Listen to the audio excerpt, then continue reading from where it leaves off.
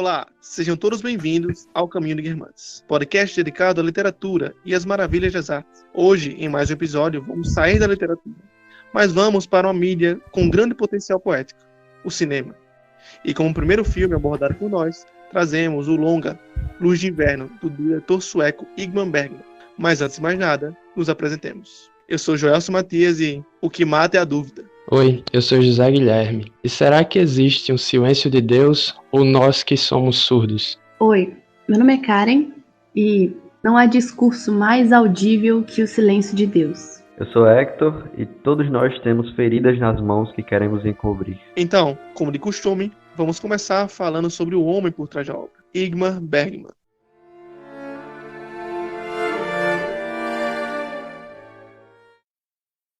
Ingmar Bergman nasceu em 1918 em Uppsala, uma pequena cidade no interior da Suécia. Ingmar Bergman é muito conhecido pelos seus filmes, mas também pelo seu teatro, que é uma área onde ele passou muito mais tempo trabalhando. O teatro dele é 3 vezes maior do que as suas obras cinematográficas. Ele é conhecido como diretor, escritor, dramaturgo e produtor. Seu período de produtividade foi do início dos anos 40 até o início dos anos 2000.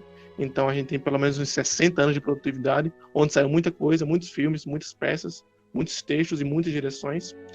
E ele é um dos responsáveis por trazer uma nova visão de cinema pós-Segunda Guerra Mundial. Uma das características dos filmes de Bergman é essa coisa mais reflexiva, essa coisa mais existencial, que também é tema do filme que vamos falar hoje. Eu vi uma pequena entrevista só, que ele comentava sobre o filme, esse filme Luz de Inverno, e ele dizia que durante a carreira de diretor, né, ele sempre foi muito preocupado com a opinião do público. Ele fazia os filmes se esforçando muito, ele até disse que era um trabalho como de Sísifo, colocando muito esforço, porque ele queria o retorno positivo das pessoas que assistiam os filmes dele. E nesse caso da Luz de Inverno foi uma exceção, porque ele resolveu deixar da forma mais pura possível, da maneira que tinha vindo à mente dele, da maneira como ele tinha pensado primeiramente, e alterar o mínimo possível de detalhes. Por isso que muita gente diz, inclusive, que esse é um filme diferente dos outros dele, por ser até meio parado, assim, diferente dos outros que eram muito apressados, com muita informação, mas esse não, esse aí foi um ponto de diferencial na carreira dele. É até importante a gente destacar esse ponto, porque esse é um filme bem diferente do que a gente pode consumir diariamente, normalmente no nosso dia a dia, porque ele é muito mais parado, mais reflexivo, é realmente bem diferente dos produtos que a gente conhece diariamente, mas não perdendo sua qualidade por causa disso. Inclusive esse filme é bem distante do que a gente pode ter como expectativa, né? Então quando a gente começa a assistir o filme, a gente não sabe muito bem o que esperar, e aquele início ele já é muito estranho, digamos assim. Já é algo que a gente não está acostumado, realmente foge muito do que a gente costuma consumir, e aquele início ele já é muito marcante nesse sentido, né? E aí ao longo do filme realmente que a gente vai ter um desenvolvimento melhor, que a gente vai entender um pouco mais qual é a pegada do filme. Então, originalmente, para os países não de língua inglesa, foi lançado com o nome original, que seria o correto, né, Os Comungantes. Só que por uma influência dos países dos Estados Unidos, Inglaterra, eles relançaram com esse novo nome. Beleza. Não entendi como pode ter sido essa questão. Aí a gente teria que saber por que os americanos traduziram como Luz de Inverno. Porque sim, né? Porque sim. Mas na própria entrevista dessa mesma entrevista que eu assisti, ele dizia que ele passou um mês de produção estudando a luz do lugar que eles iam filmar, que era aquela igreja lá. E um cara mandava fotos assim em todas as horas do dia para ele saber como é que estava a posição do sol em relação à igreja. E também que ele queria criar essa atmosfera de luz opaca, assim, uma coisa sem sombra, sem grandes contrastes, porque a ideia era essa coisa meio neblinosa mesmo. Porque a luz no inverno... Melancólica. A luz no inverno é assim, ela é meio tácita, né? Fria. Ele inclusive usou esses termos, luz de inverno, o próprio Bergman. Então, pode ter sido isso, então.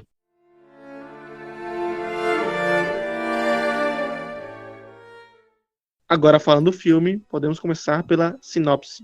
Luz de Inverno é um drama sueco de 1963, escrito e dirigido por Ingmar Bergman. O filme acompanha Thomas Eriksson. Ele é pastor de uma pequena igreja rural na Suécia e o filme trata da sua crise existencial em relação à sua fé em Deus. Então, a princípio, nessa história, temos o reverendo, o sacerdote Thomas Eriksson, que ele está perdendo a sua fé em Deus, como o Karen acabou de falar. E ele tem, né, toda uma vida religiosa para cuidar, toda uma comunidade, além de um relacionamento conturbado, como a gente vai ver com o desenvolver do filme. O filme ele se inicia com uma longa cena de uma missa, em que o reverendo está celebrando essa missa, e nós vemos a partir daí, já com as suas atitudes, sem palavra alguma ser dita, que realmente ele está perdendo a fé. Porque todo o processo é algo muito mecânico, muito sem vida, que é algo que até uma das personagens vai lhe dizer isso ao longo do filme, relatar essa sua apatia em relação a Cristo e à religião. Sim, a primeira cena ela tem cerca de 10 minutos e retrata passo por passo toda a execução de uma missa. A gente pode dizer que é missa? É missa. Só ia dizer que só não é uma missa católica, mas é uma missa. É, beleza. Mas apesar de ter 10 minutos, em relação a quem assiste, parece muito mais tempo, justamente pela forma como é retratado. Você vê o tédio, assim, não só no rosto do sacerdote que está conduzindo a liturgia, mas também no rosto dos participantes. Tá todo mundo cansado e desinteressado. E além disso, o cara que toca o órgão, né, ele tem um momento que mostra a cena dele, ele tava lendo um jornal, assim, não tava mais nem aí pra missa, né? Sim, olhando o relógio. Bocejando, olhando o jornal, sei lá o que era aquilo. Acho que de maneira geral, inclusive, é uma sinopse bem curta, justamente porque não é um filme de acontecimento. Então não é um filme que você vai focar realmente no que aconteceu, em quem fez o quê. É um filme onde você vai acompanhar as conversas, as feições, todas as questões que vêm passando na cabeça do personagem, né? E tudo isso vai aparecendo para quem assiste através das conversas, dos diálogos e da forma como ele expressa suas ideias também. É justamente isso, é um filme sobre o entendimento dos personagens. Isso que Hector falou é interessante porque na própria literatura, que é o objeto principal aqui do nosso projeto, a gente vê muitos exemplos disso, de histórias que têm um enredo bem banal, assim. Só que a execução é o que faz grande a obra. É como a história é contada. E é aí que a gente vai vendo a grandiosidade desse filme, porque a história vai sendo contada pouco a pouco. A história vai sendo contada no início sem nem mesmo um diálogo. E depois de um tempo, a história vai sendo contada com outros elementos que vão sendo postos em cena. Uma carta, uma pessoa, uma visita. E isso tudo vai criando um conjunto que vai dar um entendimento geral da obra. Sim. Acho que uma segunda cena, que é muito interessante nesse filme, é o momento que Jonas, uma das pessoas que estavam participando da missa, e a esposa dele vão até a sala do sacerdote e a esposa comenta com o sacerdote que Jonas está tendo problemas em relação a um fato que ele ouviu. Se não me engano, era em relação à guerra nuclear que estava quase acontecendo. Ele escutou que a China estava preparando alguma bomba, alguma coisa assim, e ele se fechou em seus medos e estava tendo problema com isso. Então o sacerdote convida ele para uma conversa, não naquele momento, mas mais tarde. Então ele ficou combinado que ele iria para casa e depois voltaria para ter uma conversa melhor sobre esse assunto. Isso é legal porque já demonstra como o contexto político pode influenciar no contexto individual, psicológico, existencial. Isso que é uma coisa bem recorrente nas obras de Bergman e que vai ser uma chave central nesse filme, porque o suicídio que vai ocorrer em breve nessa história vai desencadear o resto da história até o seu grande clímax. Se bem que nem realmente parece um clímax, tendo em vista esse caráter monótono que o filme tem no geral, ainda mais para os dias de hoje, para os nossos padrões. Aí alfinetou. Retrógrado. O cara vai achar, não, tu vai botar, vai ver Busca Implacável. Tem uma cena que tem 50... Velozes Furiosos. Ei, não, mas a Voz Furiosa é massa. Não tô dizendo que é ruim, tô dizendo que é muito rápido. Muito Boa. veloz. Veloz.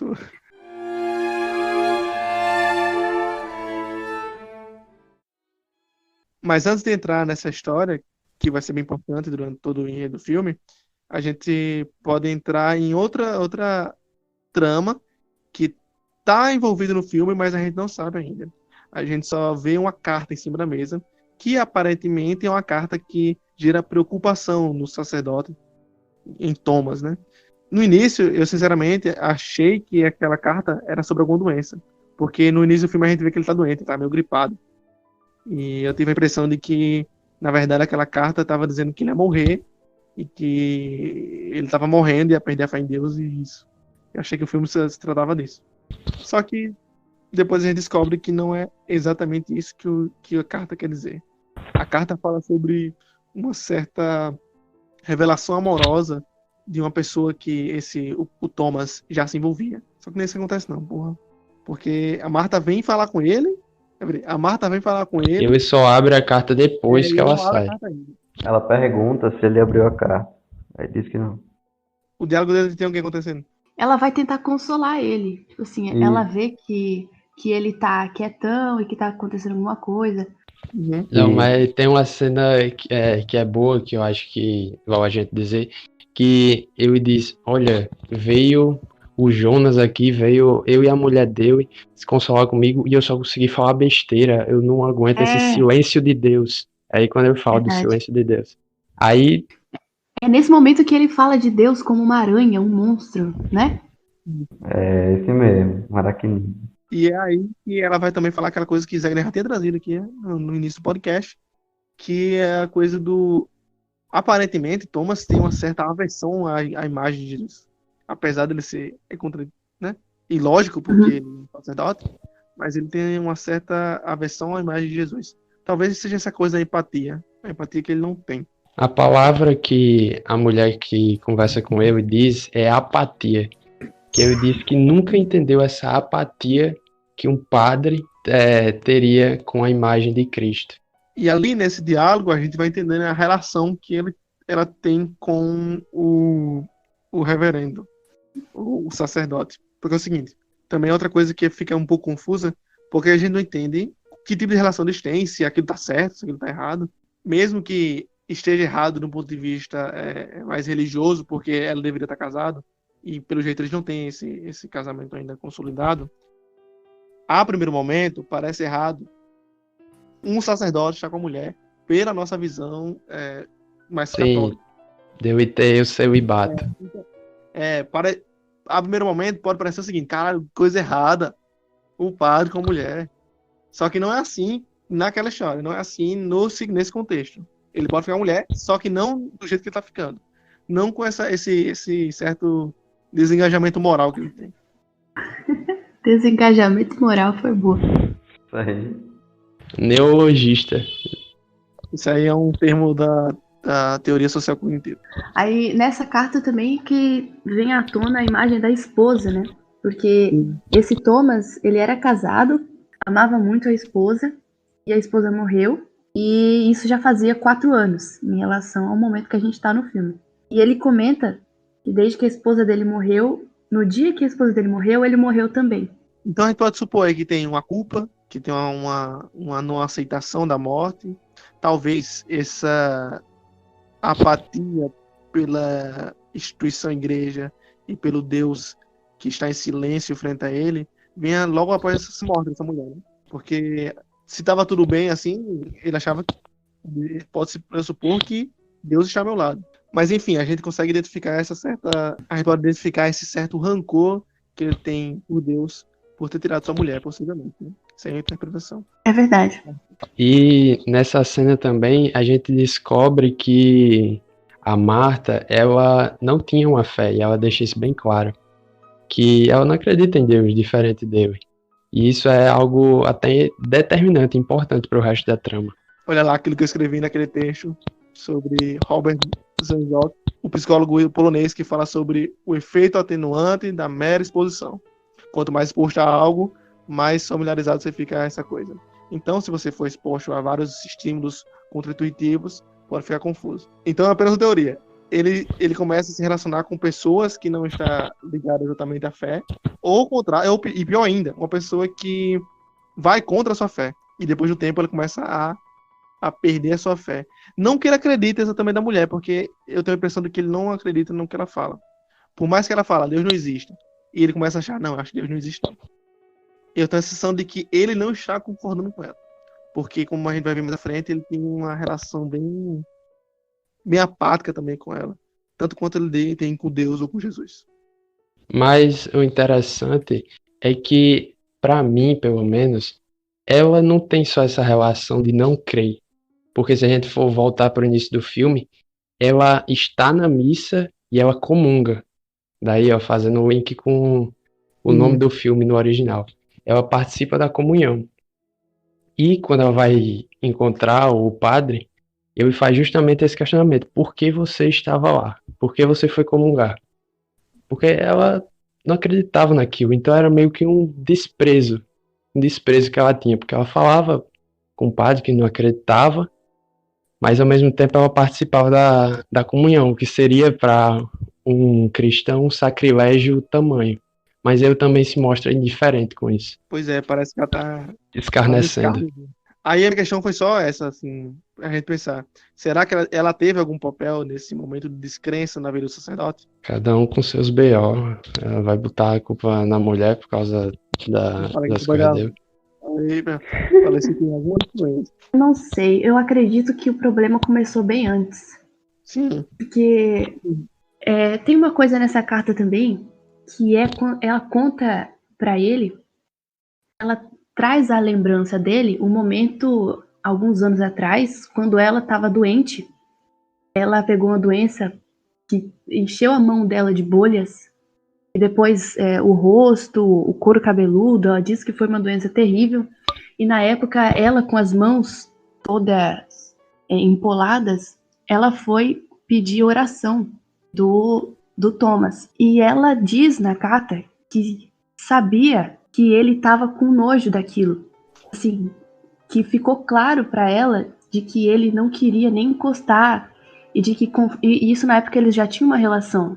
E conforme foi aumentando essa doença dela, foi aumentando também a distância dele em relação a ela. Então, isso fazendo um paralelo também com essa apatia que ele tem em relação à figura de Jesus, parece sim que é uma própria aversão ao sofrimento. Não sei como é que a gente pode interpretar isso.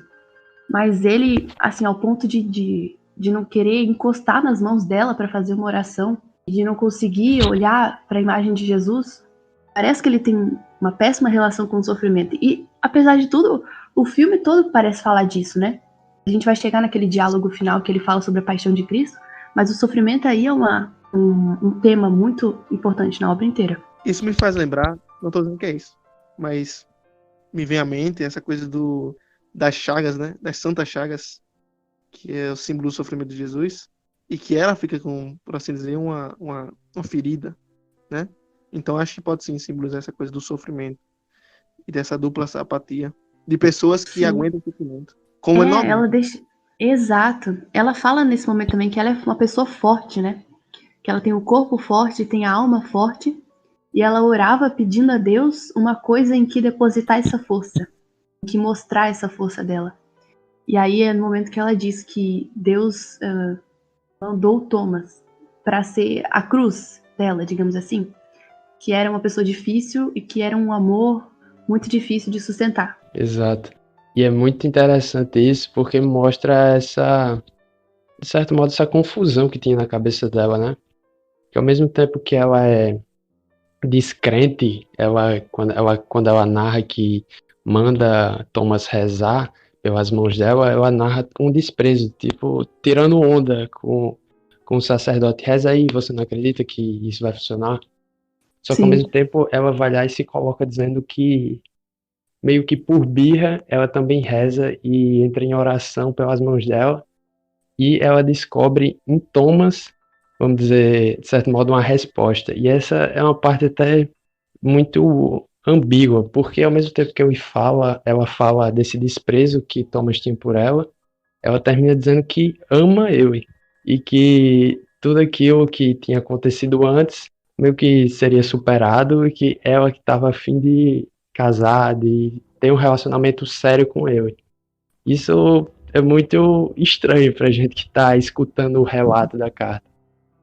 E nessa parte que a gente falou até agora, tem duas coisas que chamam a atenção aí, que vai guiar, de certa forma, o pensamento de Bergman nos filmes que ele dirige, nas peças que ele escreve, enfim, essas coisas, nas suas produções, que é essa mulher forte, né, como o Karen falou, que consegue levar a sua cruz, apesar dela não ser frente, e um homem fraco, angustiado, que tem ressentimento por aqueles que conseguem levar a sua cruz, porque ele tem uma cruz e não consegue levar também. Que apesar dela não acreditar num Deus, às vezes ela fica assim, será que alguma coisa pode acontecer? Porque ela não vê necessidade de acreditar nesse Deus. Só que ao mesmo tempo ela tem um vazio também. Uma coisa que ela tenta preencher. Talvez ela tente preencher com um amor, com uma cruz, enfim.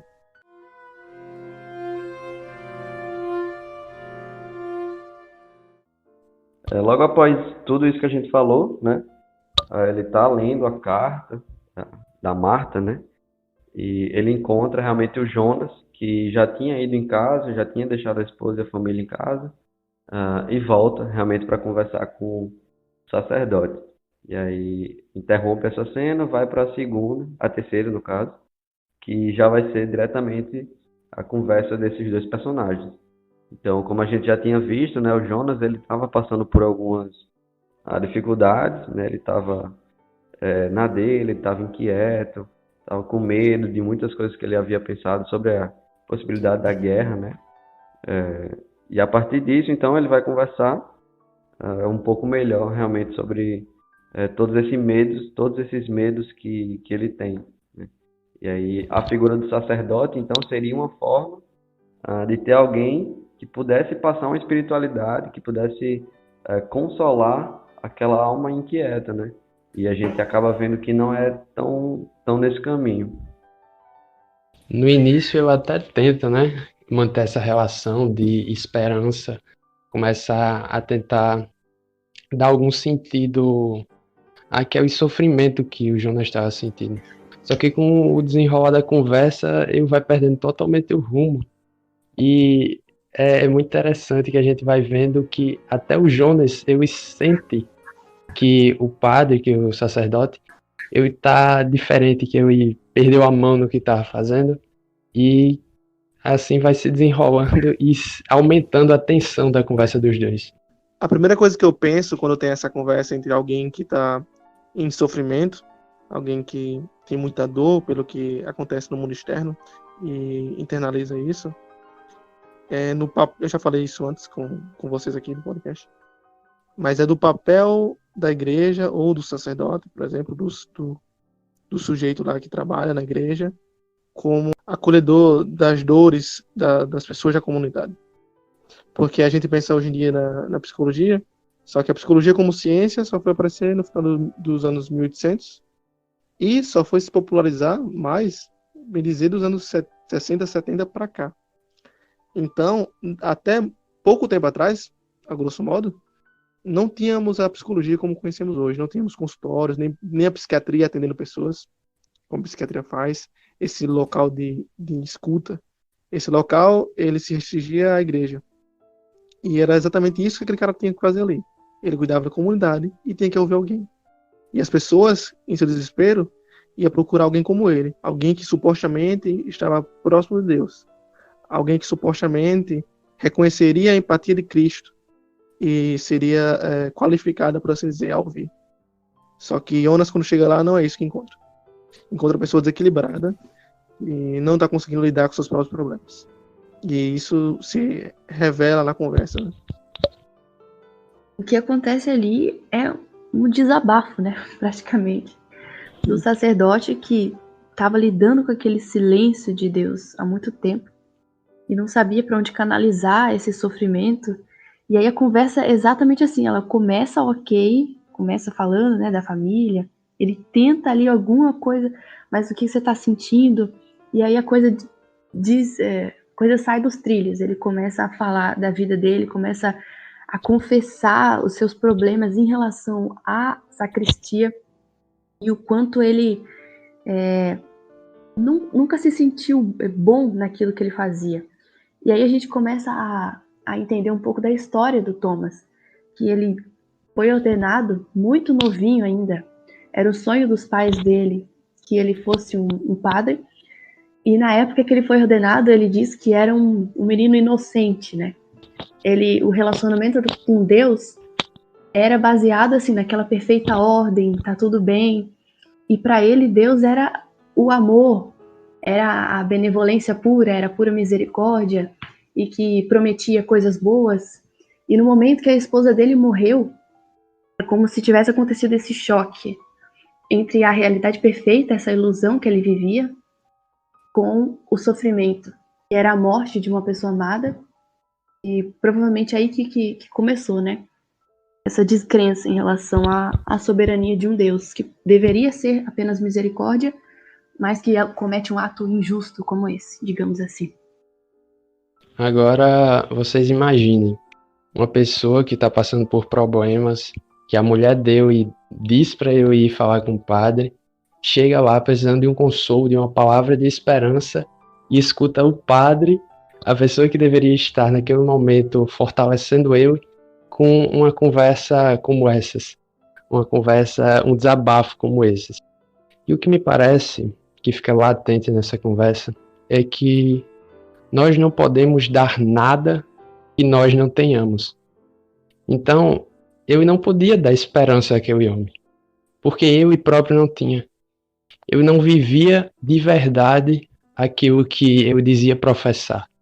Então não havia como eu passar nem dar esperança àquele homem, que infelizmente no desenrolar da história tem um final trágico.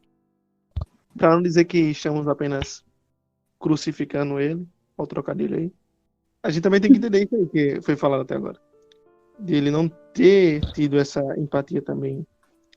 Ele também não foi ouvido, assim, por assim dizer. Quando criança ele foi aceito na igreja, ele começou a estudar a teologia, creio eu. E pelo jeito ele também não era uma pessoa muito ouvida. Então naquele momento onde ele estava em dor, ele não conseguiu aceitar a dor do outro, ele não conseguiu ter empatia para suspender suas próprias emoções e aceitar o que o outro tinha a dizer. Então, apesar de aparentemente ele poder levar um pouco da culpa do que está acontecendo, ele também, de certa forma, é uma vítima da dor crescente. Mas isso aí a gente pode falar um pouquinho mais à frente, com as coisas que vão acontecendo pouco a pouco e construindo esse lado do protagonista. E é nessa cena em que ele diz: se não existisse Deus, faria alguma diferença? É, nessa cena. É nessa cena que ele diz isso. Eu Ele estava diz vivendo no automático o próprio sacerdócio dele. A gente viu isso desde o início com a missa celebrada no automatismo, sem devoção, sem piedade alguma.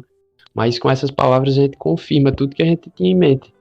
Era alguém que estava num abismo completo. Como é que um sacerdote se coloca essa questão em frente a um fiel? Se existisse Deus, faria alguma diferença? Tipo, faria alguma diferença na minha vida ou na sua? É o niilismo completo. Essa coisa do sacerdote que Zé Guilherme trouxe agora é mais agravante nessa situação, porque se fosse uma pessoa normal, por assim dizer, um civil, que não tem a religiosidade ou a fé como coisa central na vida, ela escolheria outras coisas para suprimir esse lado espiritual.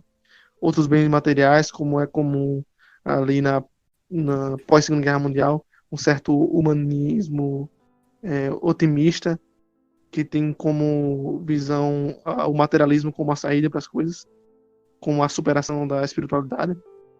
Se essa pessoa, né, se é uma pessoa normal, ela consegue colocar outro no lugar, outro objeto no lugar, o sacerdote não. Ele viveu a sua vida em prol da fé e da verdade de Cristo e de Deus. Só que quando isso para de fazer sentido, a vida dele toda parou de fazer sentido. Porque essa é toda a vida dele. É o trabalho dele, é o que ele faz no dia, enfim. Não foi uma coisinha só. E durante todo esse diálogo, só quem fala é o padre, né? O Jonas está só escutando, assim, bastante aterrorizado com tudo aquilo. Ele até menciona o fato de, eu preciso ir para casa, que minha esposa está esperando. Tipo assim, é melhor eu sair daqui. mas o padre insiste, não, fica aqui, vamos ter uma calma discussão. O que acontece, na verdade, é o padre se confessando ao Jonas, né? E aí, assim que ele faz essa pergunta de, e se Deus não existisse, faria alguma diferença? Aí ele mesmo dá a resposta, ele diria que seria uma coisa boa. Seria uma coisa boa porque o mundo passaria a fazer sentido. Porque a vida, a partir desse momento, seria entendível. Talvez porque o caos explicaria a si mesmo, você não precisaria encontrar uma razão para tudo aquilo. Aí ele diz que a morte seria apenas um desligamento da vida, uma dissolução do corpo e da alma, e que todo o sofrimento, solidão, crueldade, medo, e resume, aliás, o sofrimento que os dois ali compartilhavam, né? Medo, enfim. E que esse sofrimento seria transparente, e que não precisaria de uma explicação. É como se a morte, ou o suicídio, como vai acontecer no filme, seja a saída para a tirania da existência. E nessa fala, pelo menos, de qualquer coisa que você possa discordar da fala do sacerdote, uma coisa nessa fala tem uma sabedoria que muitas vezes a gente se perde. Certa vez, eu já escutei, eu aposto que alguém já escutou em algum momento, dizendo, olha, se existe Deus ou não, se você acredita ou não em Deus, na sua vida prática não faz diferença nenhuma. E esse tipo de mentalidade, ela tá totalmente equivocada e a gente não percebe na falácia que tá caindo. Porque a gente imagina, Chesterton tem um artigo que ele escreve dizendo que a nossa sociedade colocou a religião como sendo algo de final de semana. Algo que você vive naquele ritual que você tem uma vez na semana, no domingo, e depois guarda ele e vive seu agnosticismo pragmático durante toda a semana. Só que quando a gente vai observar bem a religião, não é assim. É um modo, uma visão de mundo que você adquire. Então, pelo menos nesse discurso do padre, eu consigo ver isso. Olha, tudo que eu vivi até agora foi esse sacerdócio, foi essa vida. Se eu não tivesse isso, minha visão de mundo seria completamente diferente. Minha vida não teria uma explicação para o sofrimento. Ou não, né? A ausência de explicação seria por si só um alívio. E eu ia ver claramente isso. Mesmo que as conclusões sejam equivocadas, eu tenho esse relance esse vislumbre dessa verdade. Inclusive, esse é um tema que vai aparecer em outros diálogos também. Não é só nesse diálogo com Jonas, né? Mas justamente a gente ter uma justificativa para o sofrimento especificamente. Então, quando ele fala, por exemplo, teria diferença se realmente Deus existisse ou não, não é simplesmente em relação à tua vida prática, né? Não é simplesmente no teu dia a dia, as atividades que você faz. Mas, no caso dele especificamente, é sobre como essa existência ou não pode ajudar ele a enfrentar esse sofrimento que ele está passando. Então, a gente vê na história que ele tem a questão da esposa dele, que morreu, que isso afetou ele profundamente. Mas se ele pelo menos tivesse a perspectiva de que existe uma justificativa para isso, e aí no caso entraria a fé, ele teria pelo menos uma forma de estar suportando todo esse sofrimento. Então, beleza, estou passando por isso, mas eu entendo que faz parte do processo, eu entendo que é um plano de Deus, faz parte da minha fé, enfim. Só que ele perdeu isso. E ainda assim ele está imerso dentro de atividades que fazem com que ele seja referência nesse tipo de tema. Então Jonas vai atrás dele, né? No caso a esposa do Jonas leva ele até lá para buscar essa ajuda, mas ele não tem mais essa fé para poder passar essa confiabilidade, esse consolo. Ele próprio também não tem mais nada parecido com isso, porque ele não vê mais justificativo. Então, não são só esses dois personagens, né? Inclusive, a própria Marta, ela fala sobre isso em outros momentos da história. E ao longo de todo o enredo a gente vai vendo sobre como que a ausência de justificativa é o principal impulsionador de todas as problemáticas do filme. Não é simplesmente a falta de provas, né, digamos assim. Não é como se a gente precisasse de uma prova né, de que Deus existe ou não, enfim, isso pode não fazer tanta diferença. Mas a justificativa para dizer realmente sobre o porquê de que eu estou passando por isso é que seria relevante para a gente solucionar os principais problemas que acontecem aí, né? Exato. Numa situação dessa, você mostrar as 5 vias, os argumentos de Santo Tomás de Aquino para a existência de Deus, não faria diferença nenhuma para ele. Porque não é essa a questão. A questão dele é esse drama psicológico que atormenta a mente dele. E o que eu imagino, Hector, é que até o enfrentamento ao sofrimento acaba sendo um drama da vida prática da gente, né? Até a gente sem perceber, porque uma pessoa vai enfrentar de uma forma, enquanto outra vai enfrentar isso de uma forma totalmente diferente.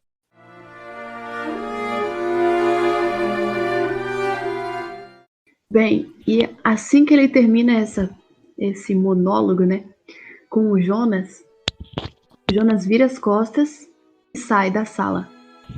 E nesse mesmo momento entra uma luz muito forte pela janela e assim é muito clara, assim, que aquilo ali significa alguma coisa. A luz aumenta significativamente, a ponto de quase estourar a imagem.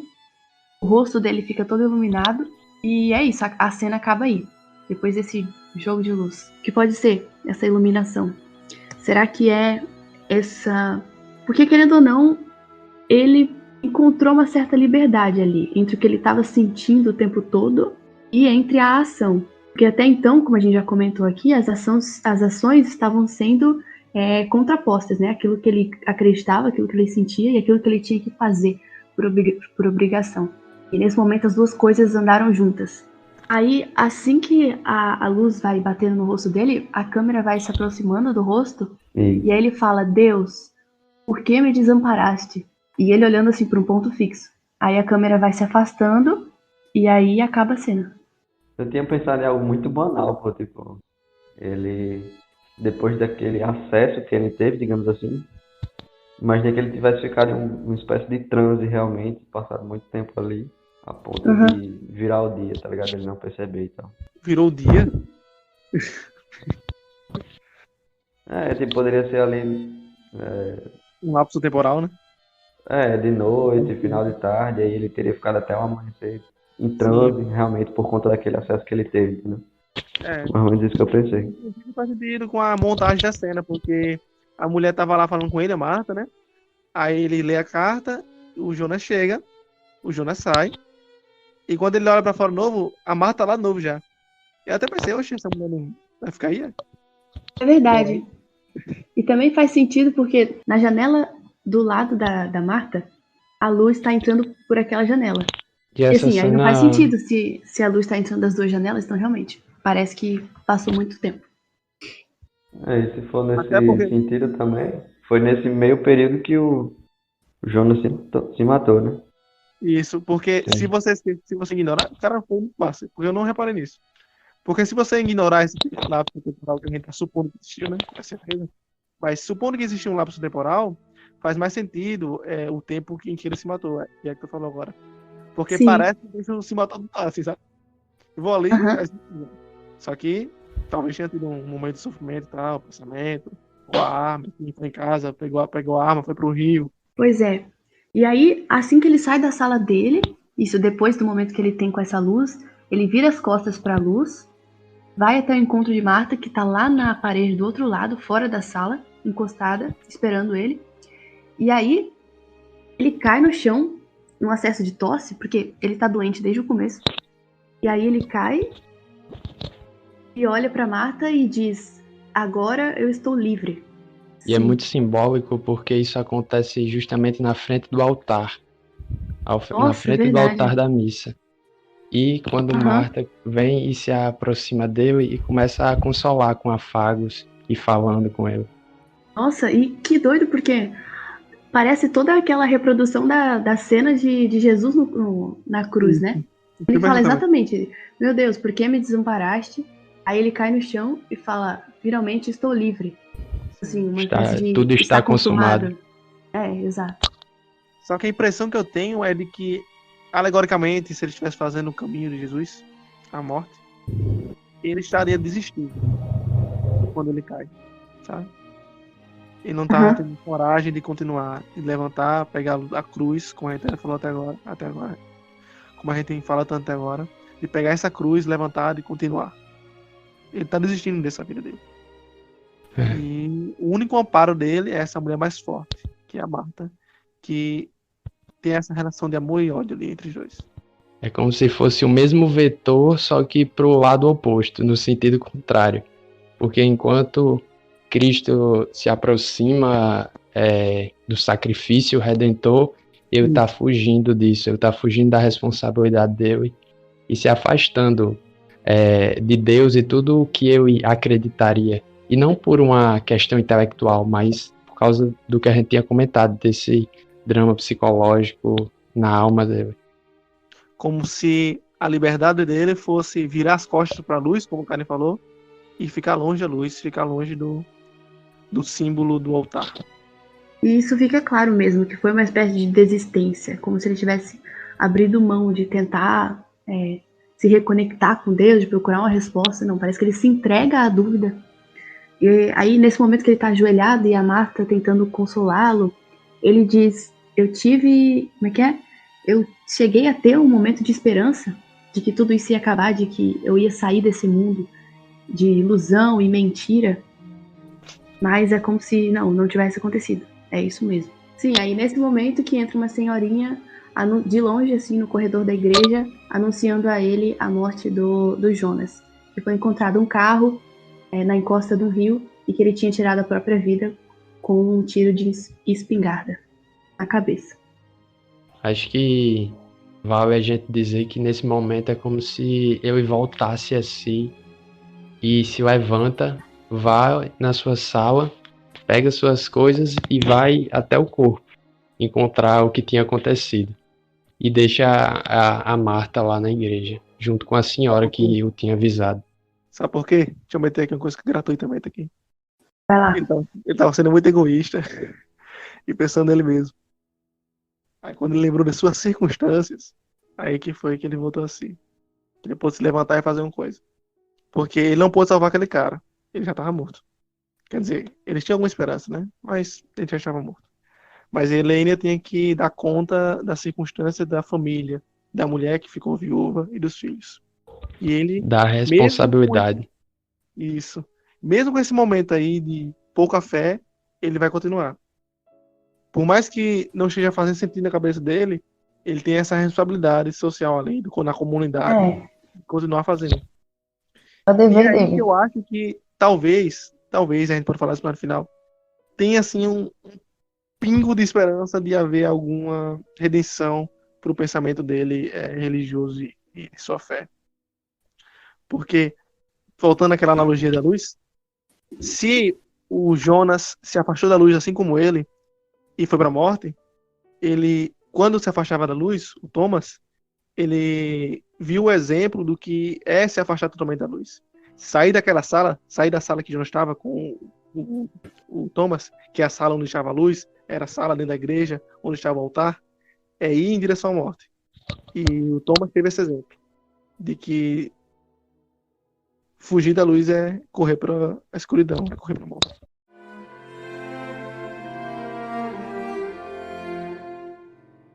Aí, bom, ele fica lá na encosta do rio, guardando o corpo de Jonas até que chegue uma ambulância para levá-lo ao hospital.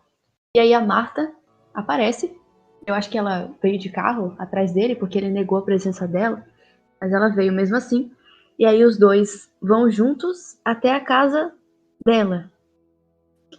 E aí lá na casa dela, ele entra pra tomar uma aspirina, alguma coisa assim, porque ele tava se sentindo mal, uma água quente, porque tava muito frio. E aí é nesse momento que acontece a conversa decisiva entre os dois, que dá uma luz assim a gente de como que anda aquela relação, de como é que ele se sente em relação a ela, qual é a posição dela nisso tudo. E aí, nessa hora, a discussão começa quando ela diz: você é tão rude, você é tão hostil, você fala comigo como se me odiasse. E nessa parte ele vai começar a falar as coisas que ele odeia nela, né? Só que ele odeia tudo nela, pelo jeito. Por isso que é tão duro. Porque, não só porque ele vai elencar várias coisas que parecem ofensivas, mas também porque ele vai elencar coisas que, normalmente, pessoas que têm carinho uma pelas outras, elas iriam gostar disso. Ele começa a falar algo do tipo: eu odeio o carinho que você faz em mim, eu odeio o jeito que você fala, eu odeio o jeito que você me repreende.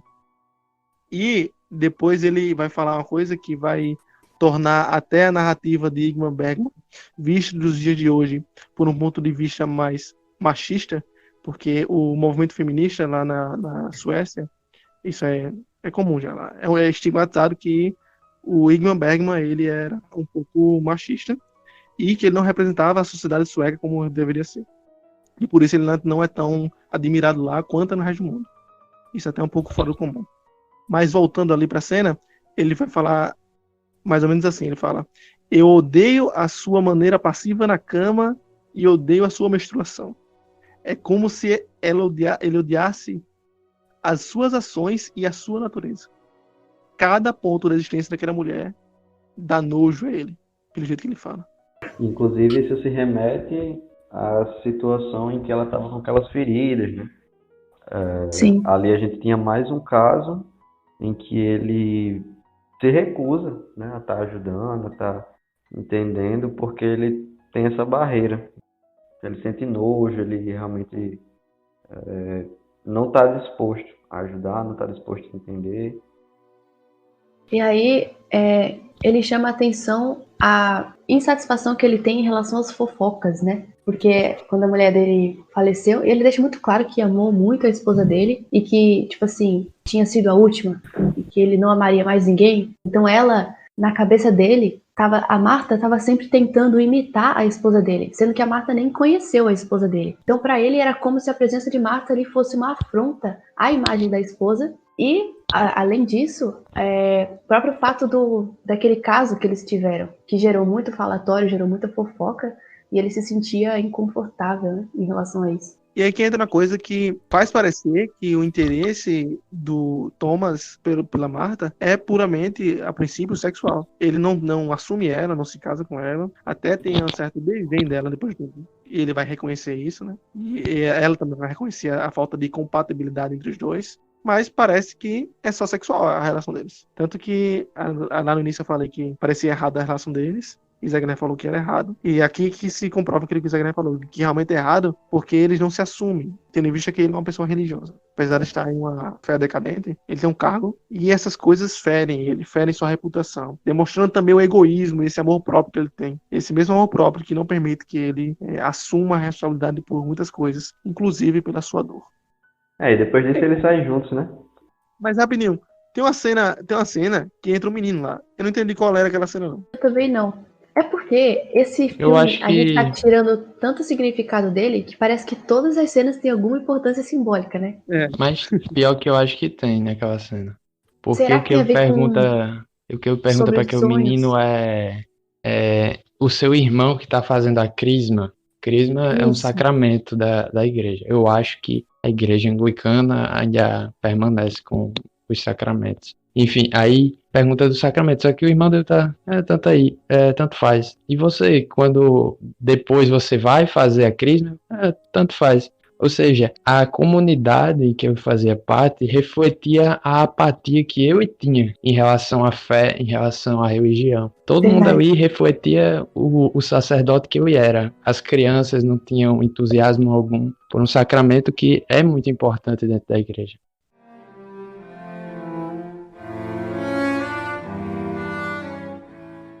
Depois de um gigantesco fora humilhando a mulher, ele paradoxalmente chama ela para o acompanhar até a casa da viúva que tinha perdido seu marido, e ele vai lá dar essa notícia e a mulher o acompanha, o que é mais chocante para quem está assistindo. Mas isso demonstra a dependência deles dois, tanto dele para com ela como dela para com ele, porque ele tem uma coisa importante para fazer, essa responsabilidade dele com a comunidade, né? Ele vai ter que realizar essa responsabilidade. Só que parece que ele não consegue fazer sozinho. A mulher é forte tem que levar ele. E ao mesmo tempo ela tem uma dependência emocional dele. Por mais que ele a odeie, ela vai continuar lá do lado dele. Ela não consegue desvencilhar desse amor. E é por isso que é tão angustiante ver essa relação, né? que também é outra coisa comum nas histórias de Bergman, que é a questão do inferno do relacionamento. Como permanecer com o outro, a vida a dois pode ser terrível e muito difícil. Mas a solidão é pior ainda. Ir sozinho, ver a viúva, é pior do que ir com a mulher que ele odeia. Ela, viver com um homem que odeia ela,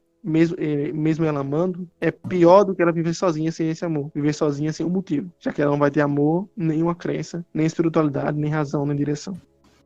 E ele vai lá na casa da viúva, né? Que ainda não sabe que é uma viúva. E a viúva tá pondo a mesa pro jantar, com certeza esperando o marido. Quando a gente vê várias crianças à mesa, pelo menos umas 5, e a mulher pondo os pratos. Ele entra e de maneira tão apática de quando começou o filme, ele dá a notícia. E assim, até foi meio estranho, assim. Tive uma sensação estranha vendo essa cena. Porque ele tá bem apático mesmo, assim. E ele, sem rodeio nenhum, fala pra mulher que ele morreu. Que o marido dela morreu. E da mesma forma vai embora. Essa cena é bem curta. E, assim, não faz tanta diferença no enredo. É até passável, mas ela mostra como ele continua apático durante toda a história.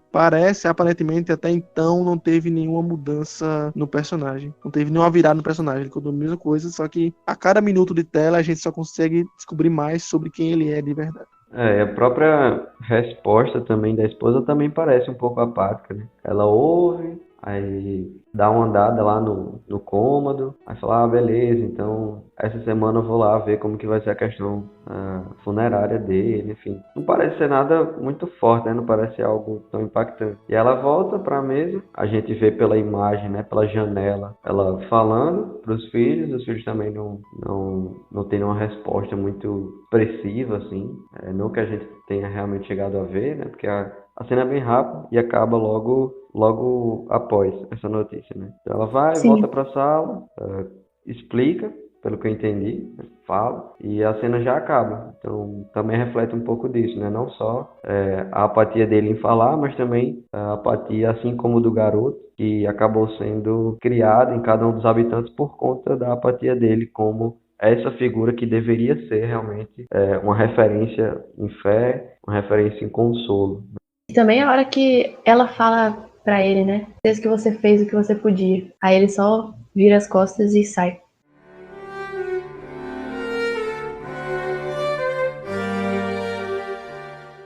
Assim que ele sai da casa da viúva, depois da notícia da morte de Jonas, ele entra no carro com a Marta e aí eles seguem para a igreja. Aí no meio do caminho eles param para um trem passar e nesse momento é que ele fala aquilo que a gente já comentou, de que inclusive essa é a única frase que ele fala no caminho inteiro. Era o sonho dos meus pais que eu fosse um sacerdote. Aí eles chegam até a igreja, e aí lá eles encontram com o sacristão, né, que é o homem que é responsável lá por cuidar da igreja, de acender as velas, tocar o sino, etc.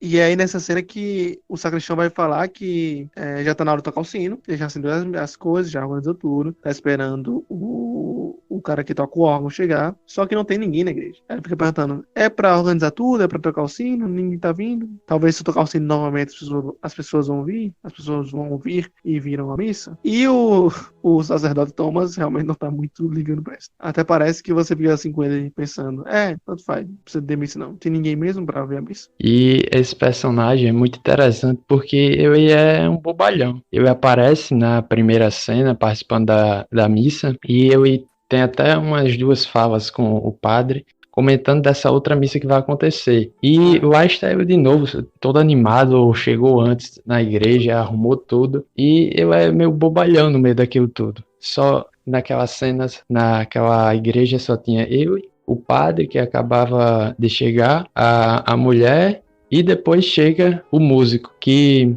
todos ali parece que não estão nem aí para o que vai acontecer. Apesar de bobalhão, ele parece o único que se importa com o andamento da igreja. Ele é o único que se importa com o que o padre diz. Apesar da falta de sinceridade por trás daquilo que o sacerdote fala, é como se aquele personagem que é o mais bobalhão possível ali, que parece bem bobalhão, como o Zé Guerra falou, ele escuta, né, tudo aquilo. Tanto que vai desenrolar naquela cena, na próxima cena, que vai ser a cena mais interessante do filme, o diálogo que mais vale a pena no filme, o diálogo que vale a pena você ter visto aquela 1 hora de filme arrastado, que vem exatamente disso, de um conselho que ele recebeu de ficar lendo A Paixão de Cristo. As outras pessoas da cidade, com certeza, ouviram esse conselho, mas possivelmente ignoraram. Ele foi alguém que ouviu e falou, vou fazer. Talvez isso faça com que meus pensamentos parem.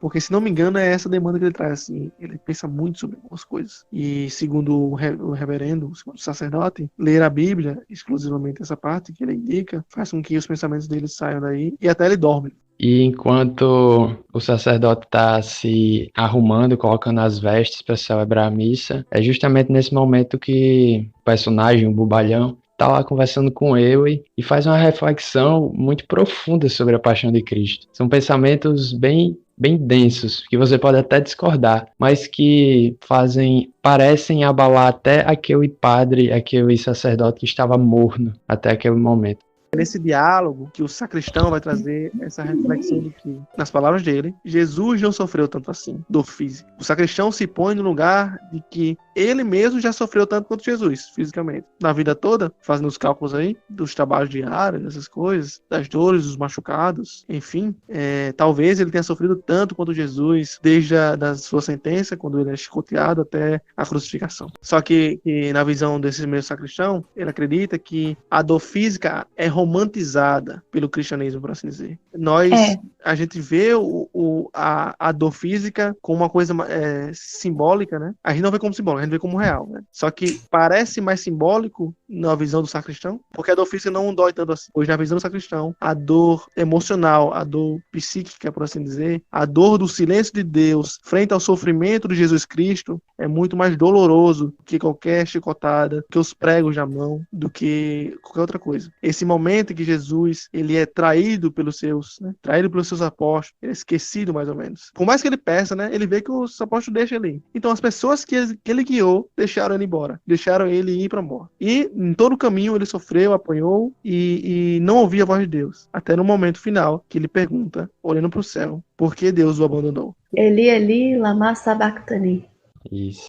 Por isso até o povo achou que eu estava chamando Elias. É verdade. Esse trecho realmente é muito interessante em que ele está falando, o que é até quase uma contradição com a figura dele, que é tão risível, e ele com aqueles pensamentos tão elevados. E quando ele faz essa reflexão da paixão de Cristo, eu me lembro muito do escritor Chesterton, que eu até já citei aqui ao longo do podcast, que ele comenta disso. Por exemplo, nós enfatizamos muito a dor física de Cristo, mas nós esquecemos todo o drama psicológico que ele também passou. E Chesterton, no seu livro Ortodoxia, ele comenta sobre isso. Chesterton fala justamente disso, quando ele comenta que por alguns segundos, Deus mesmo deu a percepção de ser ateu, quando clama aos céus.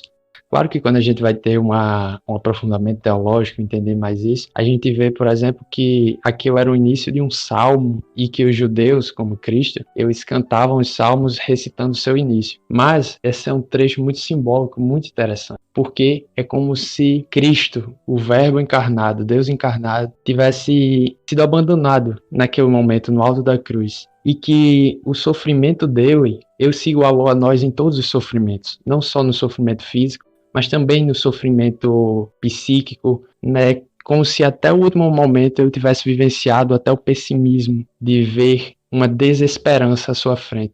E juntando-se ao sacrifício de Cristo, é que, de certo modo, nós encontraríamos a nossa esperança. E naquele momento, o sacerdote escutando aquilo, naquela cena eu consigo ver ele realmente reavaliando o que eu tinha pensado. Claro que nós não temos como ter a certeza disso, mas é um momento muito significativo do filme.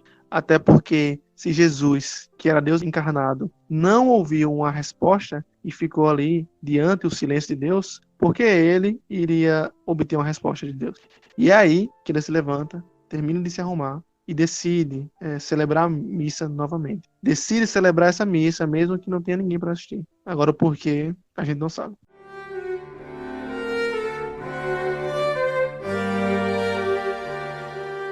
A sensação, no final da história, quando ele celebra aquela missa, para aquelas poucas pessoas, para um sacristão que parece meio bobão, mas com pensamentos profundos, por uma mulher que nem tenho certeza que ela estava lá, nem tenho certeza que ela ficou para assistir, mas ela ficou. Era uma mulher que ria da fé daquele homem, que até certa altura a gente tem certeza que se tornou já uma falta de fé, e também um músico, que era o tocador de órgão, que não estava nem aí para aquilo que estava acontecendo. mas ele continuou professando a sua suposta fé. Olha, eu pensei nessa aqui agora, isso aí eu acho que nem entra no podcast, mas até porque eu não sei se é uma missa católica, não sei como é que é a missa anglicana, mas na missa católica, o principal da missa é o sacrifício de Cristo, é a atualização do sacrifício de Cristo. Então, essa cena que você acabou de falar só fez me lembrar, caramba, a gente tá vivendo o Calvário de novo a cada celebração, a cada missa. E quem estava no Calvário naquele dia? Nós tínhamos,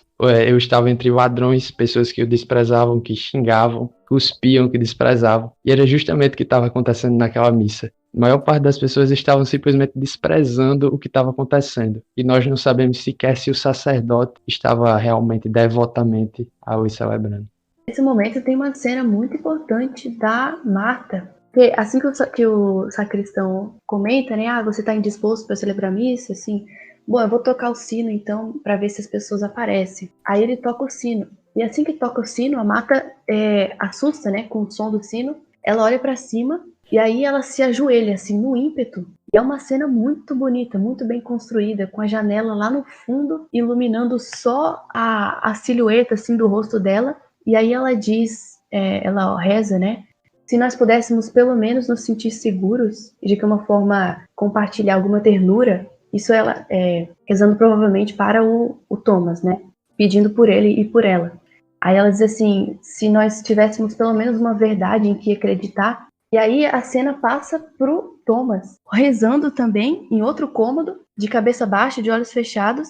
E aí só a voz dela falando, se tivéssemos pelo menos uma verdade para acreditar. E aí ele levanta com o rosto todo iluminado, porque ele tá bem do lado de uma lâmpada. Aí o sacristão sorri para ele e comenta, né? Então nós deveríamos ter a missa, né? Aí ele sim.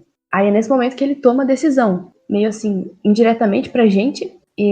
Só que fica claro que ali ele teve um glimpse de alguma coisa. Ele toma a decisão de celebrar a missa mesmo com ninguém na igreja.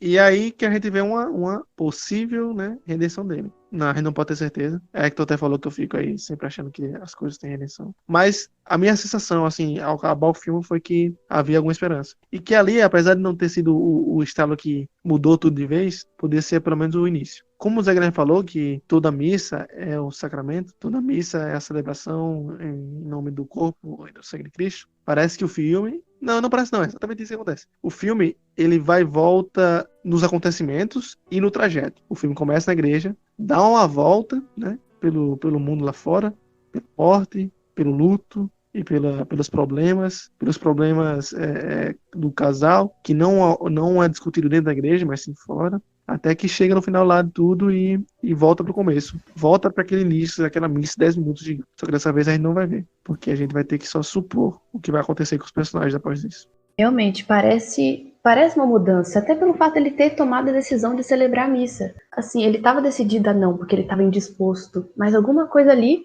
fez ele levantar e continuar com a responsabilidade dele. Seja se esforçando em vão, ou seja com algum propósito ali. Ele tomou essa decisão. E é muito bonito mesmo, porque aparece a Marta lá no fundo, ela virada para a luz, o rosto dela iluminado de frente, e aí a cena muda pro Thomas, na frente do altar, olhando para cima, para frente, assim com uma postura de muita confiança, e assim, muita luz ali, tá bastante iluminado, e aí ele proclama, né, Santo, Santo, Santo, Senhor Deus do Universo. Nossa, muito bonita essa parte. Ele diz, a terra proclama a vossa glória. Aí o filme acaba, no corte. Não sei não, eu ainda tô com o Hector, eu sou um niilista nessa parte. Eu não sei, eu acho, mas vai saber, né? Aquela parte é o início da missa, né? É porque Sim. também tem aquela questão que o Gelson falou, tipo, o poder da disciplina. Ele vai fazer o quê, pô? Vai se matar também, tá ligado?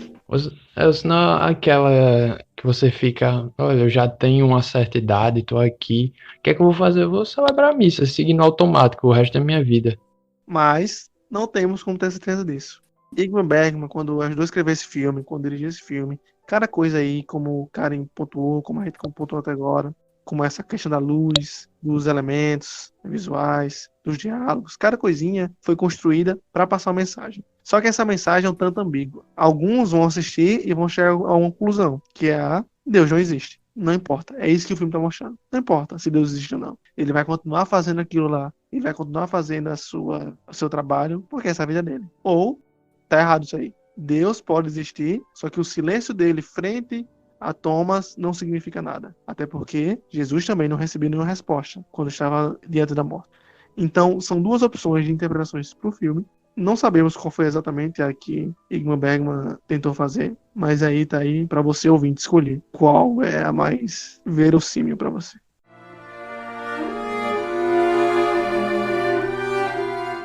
Num jardim, Satanás tentou o homem, e num jardim, Deus tentou Deus. De alguma forma sobre-humana, ele passou pelo horror humano do pessimismo. O mundo foi abalado e o sol desapareceu do céu, não no momento da crucificação, mas no momento do grito do alto da cruz, o grito que confessou que Deus foi abandonado por Deus.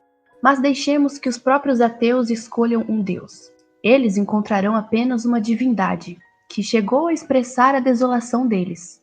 Apenas uma religião em que Deus, por um instante, deixou a impressão de ser ateu. J.K. Chesterton, em Ortodoxia.